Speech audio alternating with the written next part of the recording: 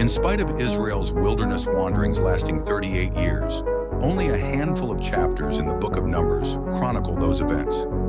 This section in Numbers chapter 20 places us in the Wilderness of Zin, where we're told of the death of Moses' sister Miriam. But we're immediately thrown into another episode of Israel's murmuring as the nation once again laments their situation and pleads for water.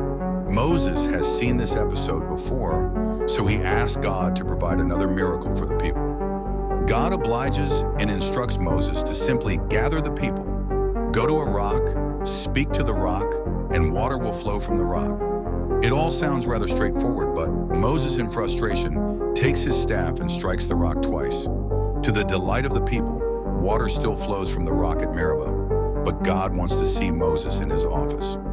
Moses' punishment is truly heartbreaking, because Moses didn't do as the Lord instructed, and worse yet, showed a lack of faith in front of the people. Moses will not lead the people into the promised land. God had told Moses in the earlier incident with the rock at Horeb in Exodus 17, "I will stand before you there on the rock." It's argued that Moses should have known that God was present here on the rock as well. Therefore, Moses speaking to the rock would be actually speaking to God. So when Moses struck the rock, it was a serious manifestation of anger against God, and it's not surprising that God punished Moses severely. Moses and the gang pack up and leave Meribah to head north along the King's Highway. But the trip is cut short when they're denied access by their very own blood relatives, the Edomites.